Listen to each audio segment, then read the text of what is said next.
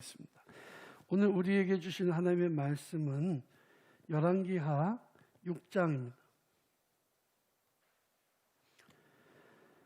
6장 14절에서 19절 말씀, 구약성경 571쪽입니다.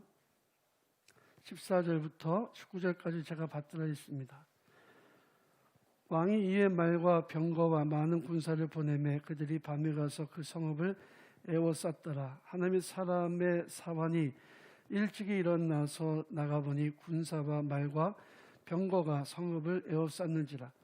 그의 사환이 엘리사에게 말하되 내 주여 우리가 어찌하리까 하니 대답하되 두려워하지 말라. 우리와 함께한 자가 그와 함께한 자보다 많으니라 하고 기도하여 이르되 여호와여 원하건대 그의 눈을 열어서 보게 하옵소서 하니 여호와께서 그 청년의 눈을 여심해 그가 보니 불말과 불병거가 산에 가득하여 엘리사를 둘렀더라. 아람 사람이 엘리사에게 내려오매 엘리사가 여호와께 기도하여 이르되 원하건대 저 무리의 눈을 어둡게 하옵소서 하매 엘리사의 말대로 그들의 눈을 어둡게 하신지라. 엘리사가 그들에게 이르되 이는 그 길이 아니요 이는 그 성읍도 아니니 나를 따라오라. 내가 너희를 인도하여 너희가 찾는 사람에게로 나아가리라 하고 그들을 인도하여 사마리아에 이르니라. 아멘. 오늘 본 말씀을 가지고 기도로 세계를 경영하라 라는 제목으로 함께 은혜를 나누겠습니다. 하나님의 크신 은혜와 내리시는 복이 우리 사랑하는 태은의 성도 여러분들의 가정과 삶 속에 충만하시기를 주님의 이름으로 축원합니다. 오늘은 올해 두 번째 주일입니다. 그동안에 잘 지내셨습니까? 한 주 동안에 여러분들 어떻게 지내셨나요? 몸도 건강하고 마음도 건강하게 잘 지내셨을 거라고 믿습니다. 비대면의 시대가 오래되면서 여러 가지로 불편하고 힘든 점들이 많이 있습니다. 근데 조금만 더 인내하고 잘 참으면 이 어려운 시기를 이제 잘 극복하게 될 거라고 믿습니다. 세상이 점점 어려워지면서 경영의 중요성이 점점 더 커지고 있는 것 같습니다. 경영이라고 하는 말은 영어로 매니지먼트라고 말을 하는데 어떤 사물이나 환경이나 사람을 운영해 나가는 방식을 의미합니다. 아주 탁월한 능력을 가진 경영인은 어려운 회사를 인수해서 잘 경영해서 세계적인 기업으로 성장시키기도 합니다. 스타벅스가 그 대표적인 예라고 할 수 있습니다. 스타벅스는 지금은 아주 거대한 공룡기업이지만 과거에는 한때 심각한 경영난으로 회사가 부도를 맞기 일보 직전까지 갔습니다. 그때 하워드 슐츠라고 하는 전문 경영인을 도입을 해서 회사를 이제 건강하게 만든 끝에 세계적인 기업으로 성장하게 되었습니다. 코카콜라를 처음 만든 사람은 약사라고 합니다. 그래서 코카콜라는 일종의 진통제, 소화제 이렇게 팔렸던 건데요. 큰 돈을 벌지 못했다고 합니다. 그러던 것을 에이서 캔들러라고 하는 전문 경영인이 이제 그 회사를 인수하면서 그 기술을 이용해서 세계적인 기업으로 성장시켰습니다. 지금 이슬람 국가나 심지어는 북한까지도 코카콜라가 이미 다 들어가 있는 상태에 있죠. 경영이라고 하는 것은 이처럼 중요한 것입니다. 경영은 사업뿐만이 아니라 우리가 살고 있는 이 세상 모든 분야에 적용이 됩니다. 저는 전에 마음의 경영이라고 하는 제목으로 함께 말씀 나눴던 적이 있는데요. 우리가 마음의 좋은 열매, 성령의 열매를 맺으려면 마음도 잘 경영해야만 한다고 하는 사실을 여러분들이 기억하실 것입니다. 마음뿐만 아니라 나라도 잘 경영해야 되고 가정도 잘 경영해야 되고 교회도 잘 경영해야 됩니다. 그런데 우리 믿는 성도들에게는 경영을 해야 되는 또 하나의 분야가 있습니다. 그것이 바로 뭐냐면 세계입니다. 오래전 대우그룹의 회장이었던 김은용 씨가 세상은 넓고 할 일은 많다라고 이야기했습니다. 대우그룹이 안타깝게 몰락했지만 그는 세계 경영을 꿈꿨던 사람이었습니다. 우리 감리교회 창시자인 존 웨슬리 목사님도 세계 경영을 꿈꿨던 분입니다. 그래서 그분은 말하기를 World is my parish라고 했는데, 이 parish가 교구예요. 세계는 나의 교구다라는 뜻입니다. 교구라고 하는 것은 목사님들이 자기가 담당하는 지역을 의미하는 거죠. 그래서 우리 같은 경우는 우리 중랑구 면목동 이 지역에서 제가 목회하잖아요. 뭐 우리 성도님들이 더 먼 데서도 오니까 그 서울 아니면 경기도까지도 제 교구라고 볼 수가 있습니다. 그런데 존 웨슬리 목사님은 전 세계가 자기의 교구라고 말했어요. 세계에 가서 복음을 전하고 세계에 있는 그리스도인들을 잘 돌보고 양육하기를 원한다고 하는 커다란 선교의 비전을 꿈꾸고 있었다는 것입니다. 하나님의 사람들은 이렇게 큰 그림을 그리고 세상을 경영해 나가야 합니다. 에덴 동산에서 아담과 하와는 에덴 동산을 경영하는 책임을 맡고 있었습니다.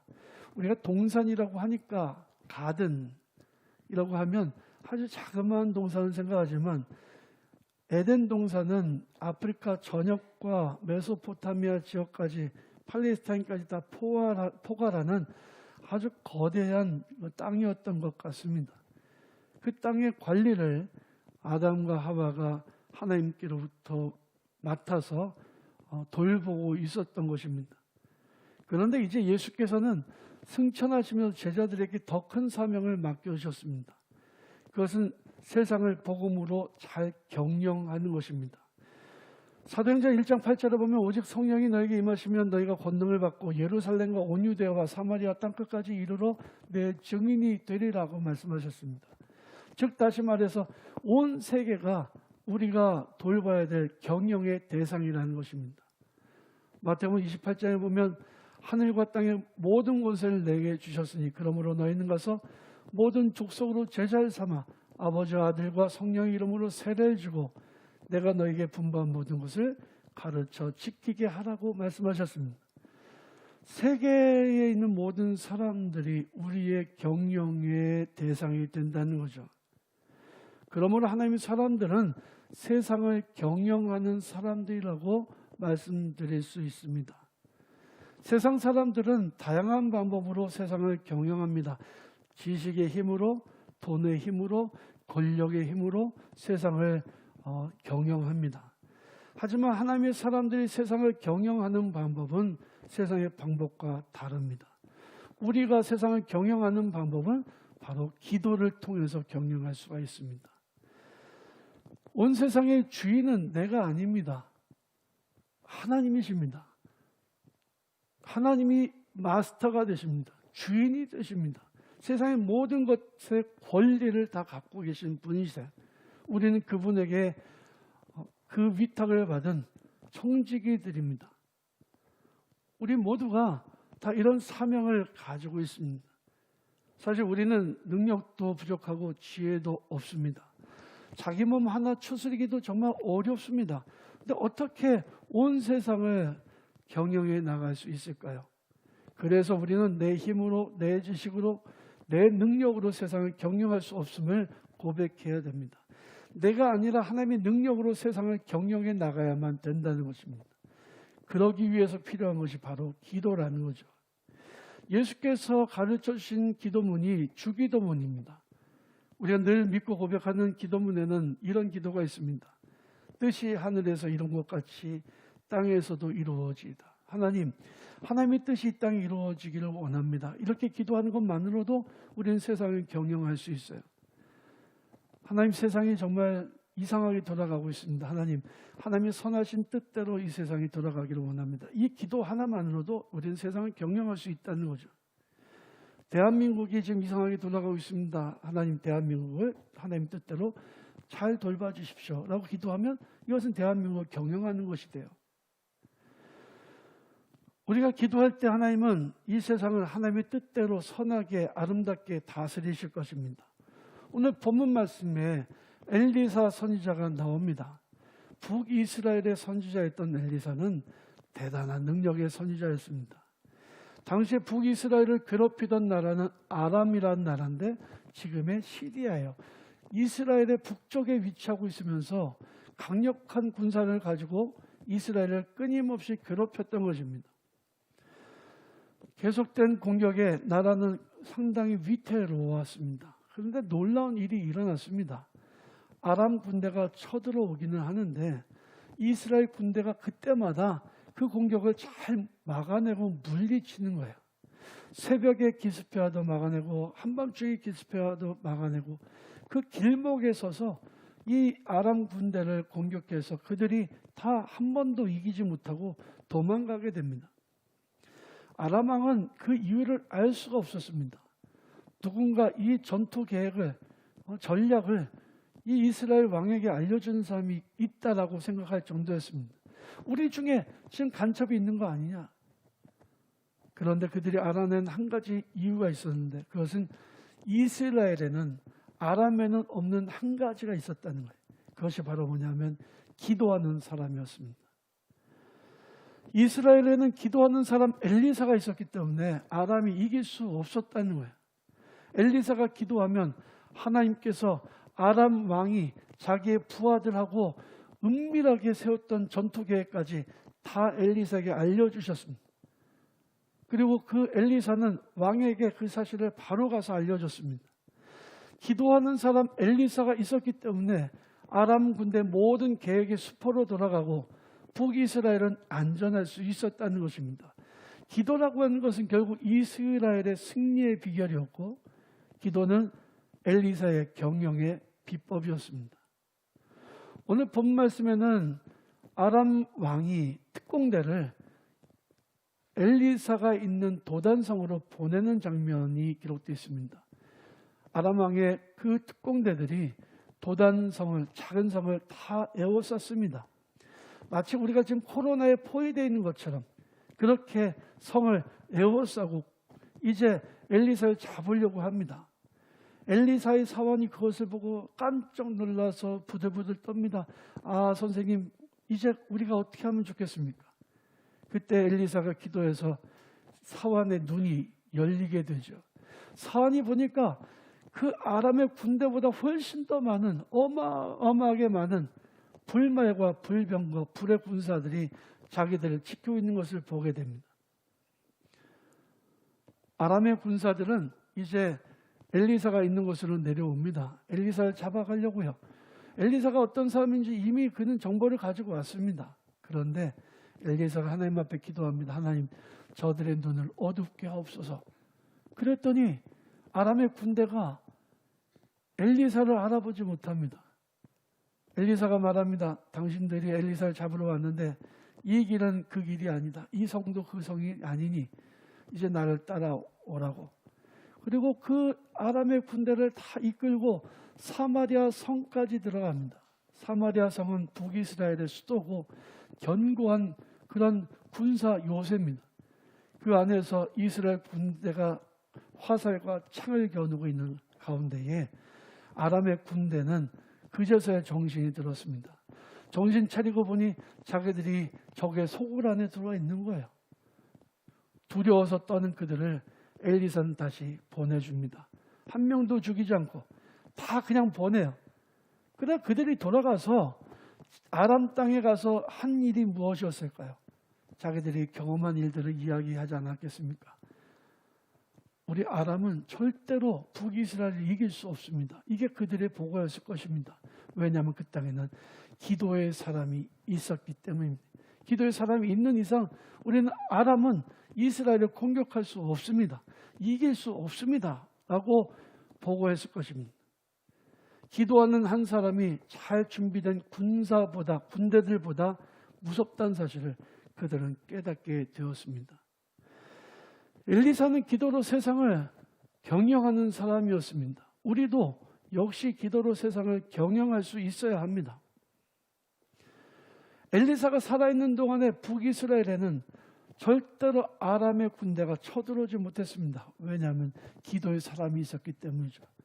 우리도 이렇게 기도의 사람이 되어야 되고 이렇게 기도로 세상을 경영하는 사람들이 되어야 됩니다. 그렇다면 우리는 어떻게 기도해야 될까요? 첫 번째로는 세상에서 일어나는 모든 일들을 보고 구체적으로 기도할 수 있어야만 합니다. 하루에 3번 시간을 정해놓고 꼭 기도하라고 말씀을 드렸지만 사실은 세상에서 일어난 일들을 볼 때에 어떤 사건을 보면 그 사건을 보고 바로 기도할 수 있어야 돼요. 이번에 정인이 사건이 생겼지만 가슴 아픈 일이잖아요. 그럼 그것 때문에 고통당한 이들, 또 선의의 입양 가족들, 이런 일로 인해서 고통을 받는 모든 이들을 위해서 잠시라도 머리 숙여서 기도할 수 있어야 합니다. 이 세상엔 정말 많은 일들이 일어나고 있습니다. 코로나 팬데믹 상황이 끝나지 않고 있습니다. 영국에서는 신종 코로나 변종이 확산되고 있고 중국에서도 새롭게 코로나가 확산되고 있다고 합니다.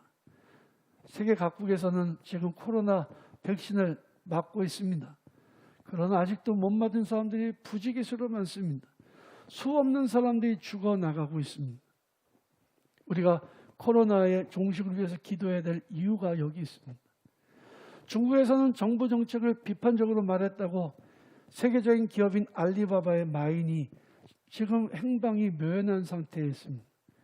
중국 공산당이 소멸하는 것, 이것이 우리가 기도해야 될 제목이에요. 하루라도 빨리 중국 땅에 복음이 전파되고 선교사들이 마음 놓고 복음을 전할 수 있도록 우리가 중보기도 할 수 있어야 됩니다. 미국에선 트럼프 대통령의 임기가 이제 10일쯤 남았습니다.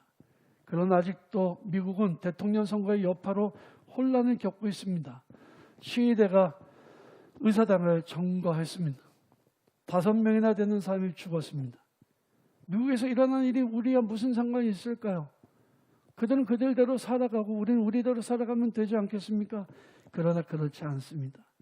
과거에도 그랬지만 우리가 살고 있는 이 세계는 서로에게 상당한 영향을 주고 있습니다. 미국에서 일어난 일들은 곧바로 우리나라에 영향을 미치게 돼요. 그래서 하나님, 미국에서 일어난 일들이 속히 안정을 되찾을 수 있게 도와달라고 기도해야 합니다. 인도네시아에서 62명이 탄 비행기가 추락했습니다. 이런 뉴스를 접할 때마다 성도들은 남의 일이 아니라 우리가 경영하는 세계의 한 구석에서 일어난 비극이라는 사실을 기억하고 그들 중에 생존자가 있기를 위해서 기도할 수 있어야 됩니다. 세상에서 일어나는 모든 일들은 다 지도자의 책임이라고 그렇게 책임을 묻기도 하지 않습니까? 여러분, 세상에서 일어난 모든 일들은 우리 그리스도인들의 책임이기도 합니다. 왜냐하면 하나님께서 우리에게 이 세계를 경영하라고 맡겨주셨기 때문입니다. 우리가 기도하지 않는 것은 그래서 죄를 범하는 일이라고 성경은 말씀하고 있는 것입니다. 두 번째로 세상에서 일어나는 일들은 모든 일들이 나와 내가 속한 공동체에 나쁜 영향을 주지 않기 위해서 우리는 기도해야 됩니다. 세상에서 일어나는 일들은 말씀드린 것처럼 직간접적으로 우리에게 많은 영향을 미치게 되죠. 세상에서 일어나는 정치적인 이슈들, 그것이 곧바로 우리나라의 주가에 영향을 미치고 환율에 영향을 미치고 수출 기업에 영향을 미치게 됩니다. 그리고 그것은 얼마 지나지 않아서 국민들의 생활에 영향을 미치게 됩니다. 세계가 장기 침체에 들어가면요, 삼성이 핸드폰 팔 수 없어요. 그러면 우리나라의 수입이 줄어들겠죠. 그러면 곧바로 우리나라의 경제적인 커다란 타격이 오게 마련입니다. 경제가 어려워지고 살림살이가 팍팍해지고 그래서 세상이 점점 어려워지게 되는 거죠. 미국에서 일어나는 정치적인 사건이 한반도의 정치적인 상황에 영향을 미치는 것도 사실입니다. 잘못된 판단을 하게 되면 군사적인 충돌이 일어날 수 있습니다. 6.25 전쟁과 같은 위험천만한 전쟁이 일어날 수도 있습니다. 우리나라 IMF 사태는 미국의 리먼 브라더스라고 하는 그 회사가 부실 채권을 남발해서 그래서 일어난 세계 경제 불황에 영향을 받은 것이었습니다. 우리나라의 잘못이 아니라 다른 나라의 잘못으로 한 나라가 절망의 구렁텅 위로 빠지게 되었습니다. 건강한 기업들이 망하고 수많은 사람들이 목숨을 잃었습니다. 우리는 이 사실을 이미 경험했습니다. 그래서 우리는 기도해야 됩니다. 지금 이 세계에서 일어난 일들을 보며 하나님 우리나라를 지켜주시옵소서, 우리나라를 보호해 주옵소서 기도해야 됩니다. 하나님께 우리가 속한 이 공동체, 이 나라의 안전을 위해서 우리는 기도해야 됩니다. 이것이 우리의 중요한 기도의 제목이 되어야 합니다. 아브라함은 자기 조카 롯과 그의 가정을 생각하면서 소돔과 고모라 성을 위해 기도했습니다. 만약에 소돔과 고모라 성에 조카 롯이 없었다면 그렇게 기도하지 않았을 수 있습니다. 자기에게 직접적으로 영향을 미치는 사건이었기 때문에 아브라함은 계속해서 하나님 앞에 매달려서 기도했던 것입니다. 나와 관련된 사람들, 그들의 안전을 위해서 기도하는 것은 정말로 중요한 일. 세 번째로 하나님의 뜻과 계획이 이루어지도록 우리는 기도해야 합니다. 우리가 기도할 때에 하나님 내 뜻이 이루어지게 하옵소서 이렇게 기도하는 것은 잘못된 기도예요.